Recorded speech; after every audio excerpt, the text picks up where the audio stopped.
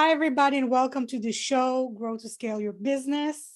My name is Marina, and today I have the pleasure of hosting Ingrid Zacharias. Ingrid is a business startup specialist and a writer. Hi, Ingrid. Welcome to the show. Hi, Marina. Thanks for having me. Thank you so much for joining. So, what do you do? Tell us about your business. Well, I work mainly with startup businesses. I help them to develop their business plans and help them to learn about the industries that they're entering into and what they need in order to be able to get financing to start up their business. And I even help them find resources that allow them to make their business successful. Perfect. And how is the writer coming in?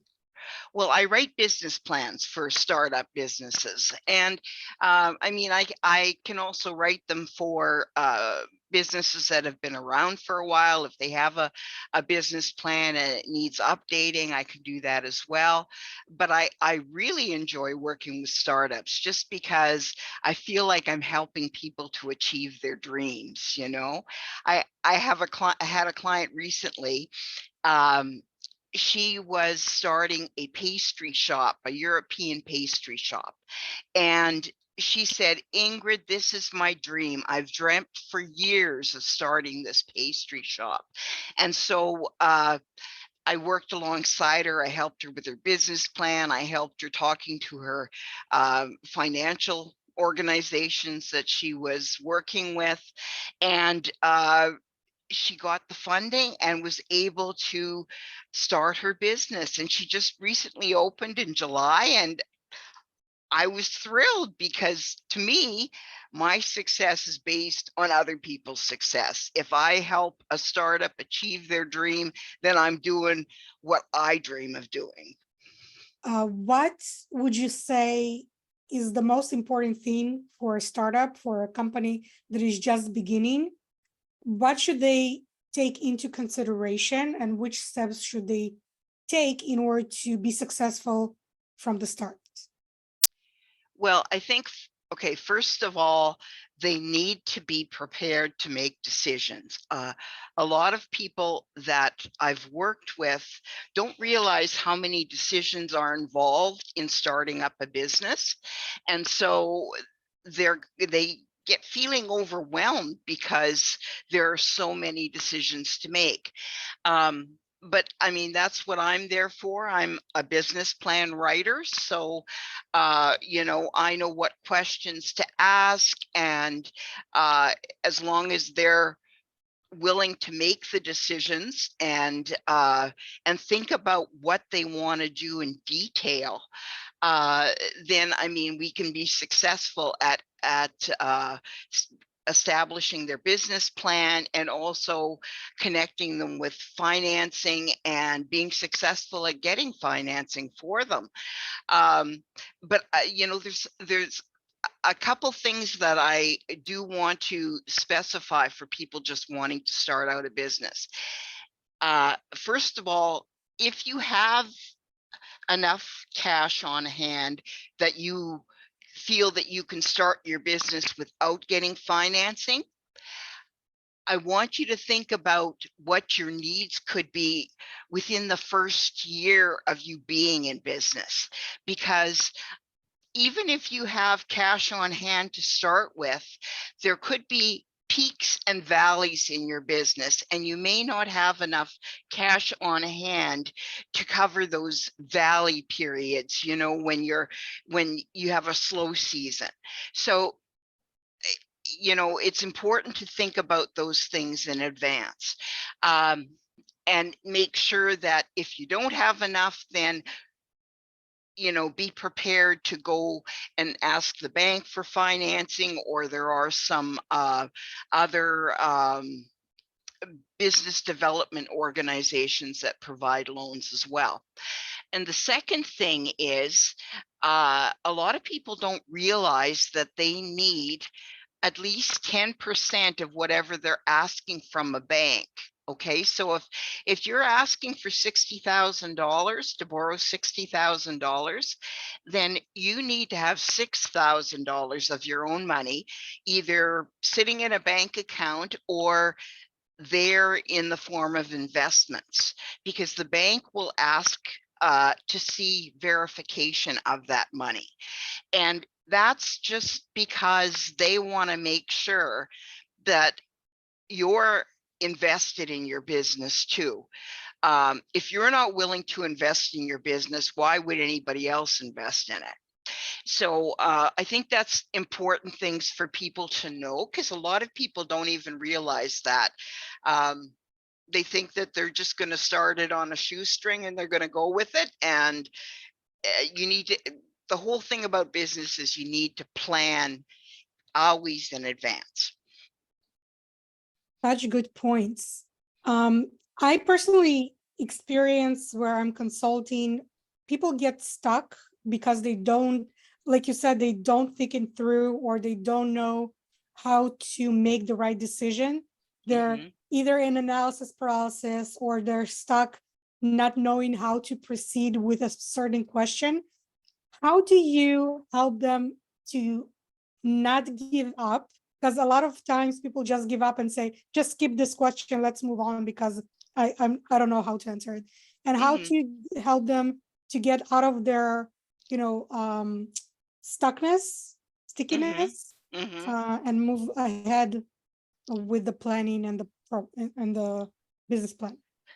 Well, for one thing, when I start out doing a business plan with someone, I make sure I write very detailed questions for them. And if they send the answers back to me with nothing in them, I resend it back to them, and I explain to them that the bank will want to know this information. And it's true. The bank wants to know that you've thought everything through completely and that you're prepared for any event in the future. I just want to give you an example. Actually, I had a lady contact me who had been in business for 5 months, and she never said this, but I'm assuming what happened was their cash ran out. They hadn't developed a business plan. They hadn't gone for financing. She told me that part in advance of starting the business. So 5 months in, they found themselves in a rut where they couldn't get out of that rut, and they realized they needed a loan from a bank, and they came to me to ask for me to do a business plan. When I told them how much I charge for a business plan, she said, that's way too much. Like, I'm not even going to negotiate it. But what she didn't realize was that a business plan is your plan for when things go sour. Okay.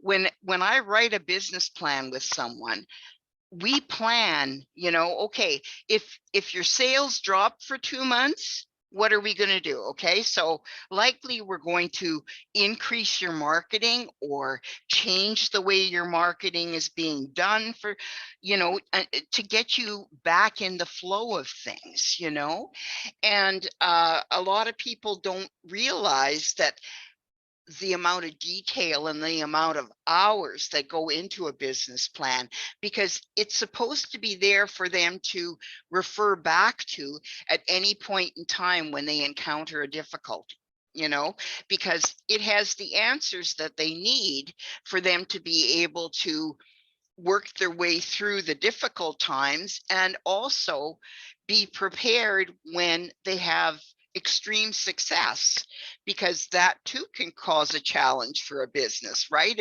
If 1 month you're barely scraping by, and all of a sudden 2 months later you're like making 4 times the amount in sales that you did 2 months before, then you need to be prepared for that too. So you need to look at whether you're going to hire more people,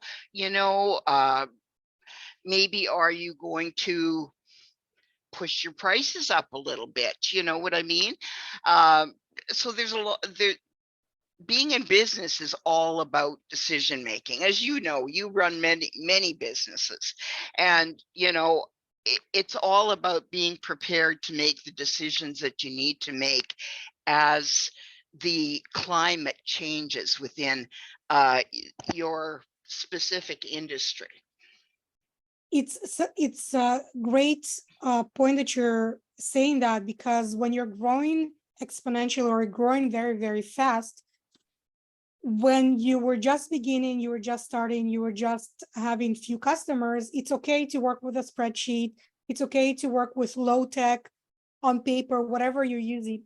But the moment you're starting growing very fast and you didn't budget and you didn't accommodate that growth with technological support, with more people that can help you provide that service. And technologically, when you just have a team that provides the service, but there's nobody to do a follow-up with the customers, building those relationships and maintaining those loyal customer relationships, what happens is that the customer is not a client, they're just a customer.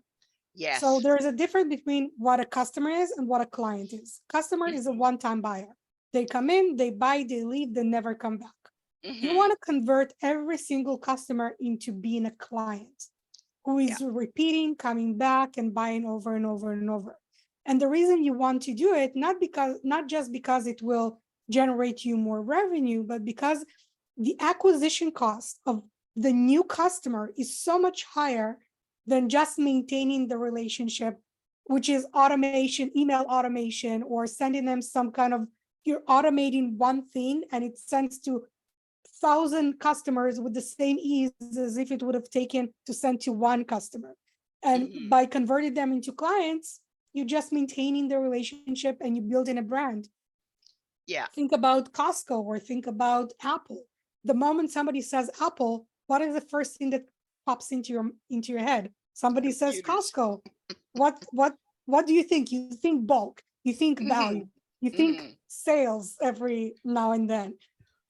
You probably think a lot of things that specific brand worked very hard to build into your consciousness and subconscious, so that when you hear their name, that's the first thing that will pop up in your mind. Yes. So one of the things I hope that in the business plans, you're also working in how to build a brand or how to have those recurring services, right? Yes. Yeah. I mean, comeback clients is probably the most important part of your business, and word of mouth, advertising that, because it means that you've started to establish a relationship with that client. And it means when you establish a relationship, it means that they're not just there to purchase something, they're there also because they value what you have to offer.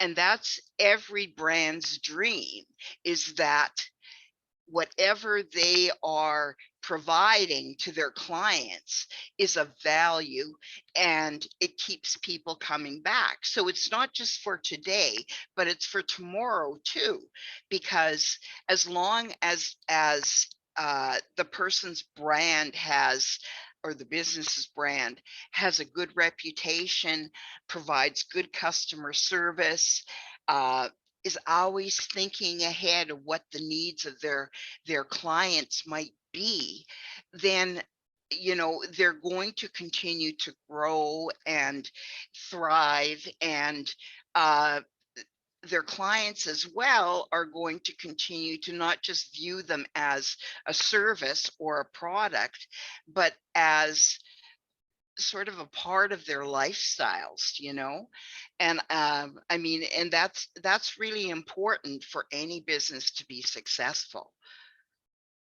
That's true. So what business dream have you yet to achieve? Well, I have now this is a sort of away from what the day-to-day business that I do, but my dream is that I want to I've written 2 books in the past. I would like to write 4 more books before my day is done. And, and the object of that is when I self-publish them, the royalties when I pass away, I will leave the royalties of 1 book to each of my 2 children that are surviving and to my 2 grandsons. And so that's a legacy that I will pass on to them for years to come and generations to come. What So would the that's books be about? about, I grew up on a farm, and we had all kinds of animals that as pets. So I often write about, the dogs that we had, and what kinds of things they did, or how the animals interacted with each other, or even about my childhood, what it was like growing up. Um, we were a family of 7 in a 2-room house, and how we, you know, evolved throughout the years, and grew into a much more um, thriving, successful family overall. So those are the things that I want to write about. So I'm not just leaving the legacy of books, but I'm also leaving the legacy of memories, that my children and my grandchildren didn't experience firsthand. That's wonderful legacy. Mm-hmm. Mm-hmm. I feel weird to jump into the next question. That's There is okay. no segue. There is no segue here. What's the biggest aha moment you've had in your business? Well, I thought I would set up my business. And in the beginning, I thought, oh, well, I'll just bill people after I've done the service. And my greatest aha moment was there's a lot of people that don't pay after the work's been done. Even if you do a good job, there's a lot of people that don't pay. And so I realized that I needed to develop contracts and policies to be able to ensure that I receive payment from my clients. And it's sad that you have to change the whole way you planned on doing business as a result of a few people. But a few people can make your business like go boo, down into the dumps. So it's important to have those things in place. And that's something that I realized. That's a very important lesson. I Mhm. can say the same thing from experience. What business myth would you debunk?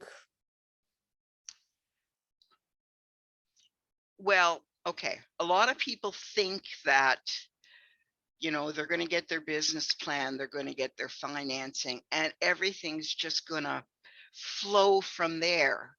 What a lot of people don't realize is you have to market, you have to be looking at your numbers on a regular basis and making sure that you're meeting the sales goals that you had set up in the beginning. Okay, because that's going to give you the tools that you or the factual information that will make you realize, hey, wait a minute, I need to increase my marketing because these sales aren't hitting the benchmarks that I anticipated they would, right? Or maybe I need to add different products, than what I'm already offering, because you know, these clients are obviously going for other things than what I thought they would go for. And so I think the myth is that you build the business and they will come. It's not true.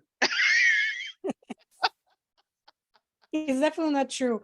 First of all, you need to make numbers-based decision, Hmm. statistical, analytical based decision.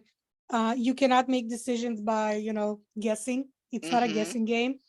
Also, by looking at the numbers and continuing marketing, you can identify what works and what doesn't work. And also you Hmm. can identify opportunities for upsells and cross sells, which will increase your bottom line and will increase your revenue. Yeah. So if you're just choosing one way and you're going like this with blinds on both sides and you're not looking right or left, you're Hmm. basically losing opportunities for growth and expansion and doing so much better than you're doing right now if you're doing great. And if you're not doing great, Hmm. even more, the marketing is even uh, needed. I don't know how to articulate it. Needed even more in that situation, because if you don't market, then people don't know who you are. Exactly. If they're not coming now, it's because they don't know you exist.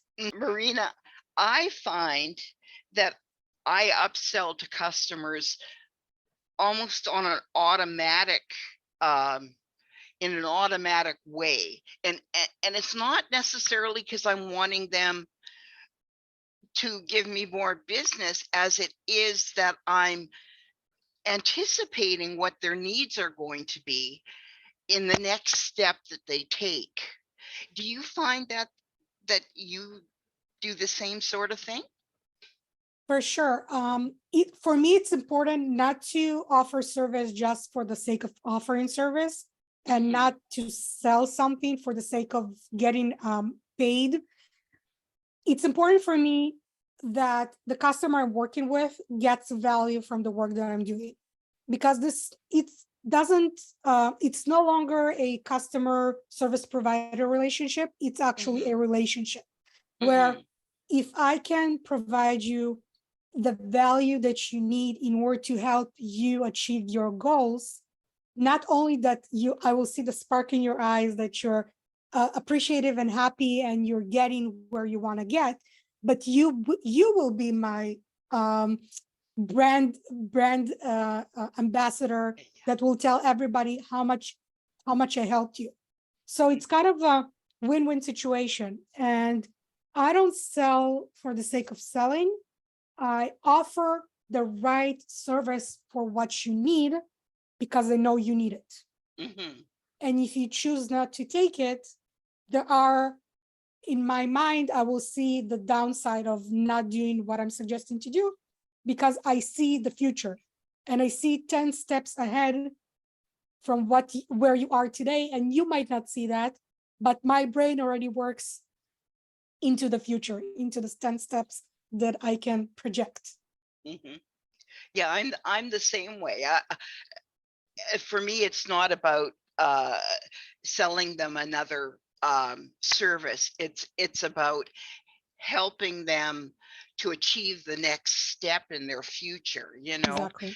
And and I love, like you talked about the spark in their eye. I love seeing that spark in their eye when they're excited and they're thrilled. And I find that I get a huge adrenaline rush from it. And that just makes me feel joyful, and happy that I can be a part of my client's success. That's a fabulous sentence.